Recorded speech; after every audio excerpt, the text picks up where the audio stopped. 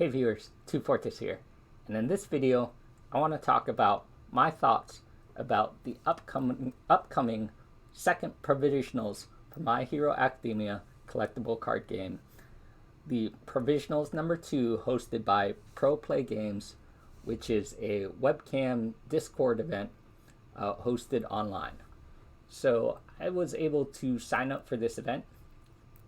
It capped out at 256 players, and I believe it has sold out. So as long as everyone shows up, there'll probably be about 250 to 256 players in the tournament. There was a Provisionals previously. I was not able to attend, so this will be my first Provisionals that I am able to attend, and I'm really excited for it. So for this Provisionals, I am going to be running Uraraka 2, Muchacho 2, on the air symbol, and because I feel like that's what I wanted to go with. So I played out a bunch of different decks, and I feel like she is a very strong character in my opinion.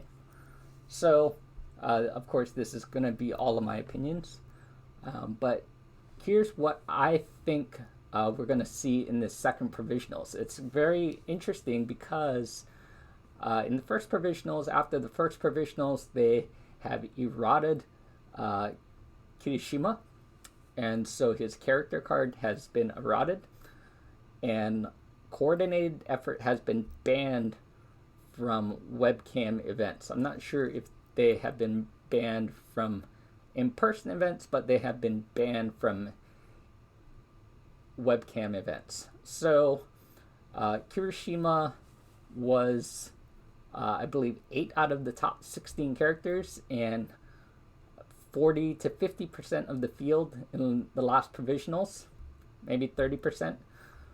But so I think this Provisionals is going to be very different.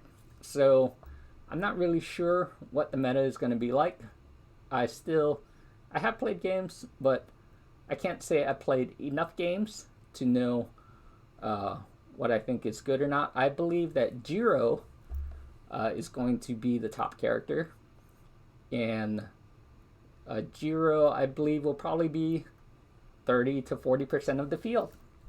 Potentially, players might play it first as Jiro, and then a second as another character, or play a second as somebody and then switch into Jiro. But I believe that Jiro will be the most encountered and character in this second Provisionals for 2022. So I forgot if I said it, but the tournament is tomorrow on Saturday, March 12th, 2022. So yeah, Jiro, I think, is going to be the first largest amount of characters. After that, it's kind of tied. I'm not really sure. I think that Nomu has been coming up quite a bit, so I feel like people are going to play Nomu. I've always felt that Eraser was fairly strong, so I feel like people may play Eraser.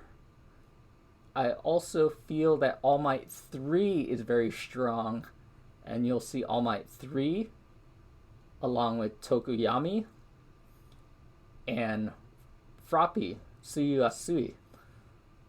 So that's quite a bit of characters and quite a diverse field of characters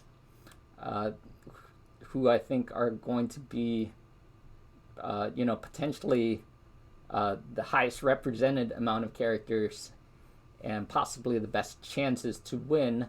Now, they always say that there is also the pilot or the player who is going to determine how the deck plays, because if you're like me, I play a lot really suboptimally sometimes, and so I could easily see people say that Ida 2 is the worst character, but a really good player or a player better than me can easily make no mistakes or even make mistakes and play Ida and beat me, Ida 2 and beat me. So But I am going to go with Uraraka on air. And some of the things that I would like to happen in the provisionals. So the goal, I would definitely like to get top 16, but we'll see how that goes. But I think I would be happy with a 3-win, 4-loss, 1 tie, and anything better than that would be great. So, but a few things that I want to see happen that can better my chances of winning is I do make a lot of mistakes. So one of the things that I want to see is that I am running the Specialist of Sound, and I always forget to do its response after the check. So this response is after you check this card, reveal the top card of my deck. So that gives me more information about when I'm playing attack strings, or what card I'm going to have next. So I feel like that is one of my biggest things.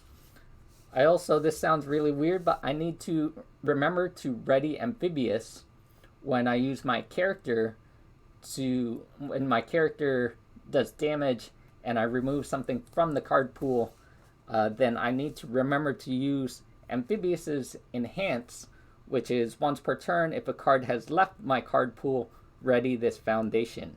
So I need to remember to commit Amphibious first, and then remember to ready it. I also need to remember that when I use her ability to pick up a card that does damage, I get +2 to my next attack check.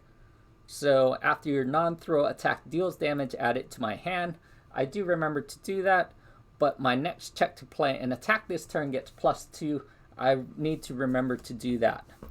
So I'm going to use these dice here. I have some dice modifiers that say +3, +2, and I can place this on top of my deck and things like that to remember. Since I feel like Jiro, I'm going to see her quite a bit. I have 2 counters for Jiro. So Destined for mainstream success lets me potentially, if they put the attack card on top, then I can name an attack card and draw that card to get the better check. I can also get out with Latent Skill, which lets me discard 2 cards to draw 2 cards, again, to have a better check.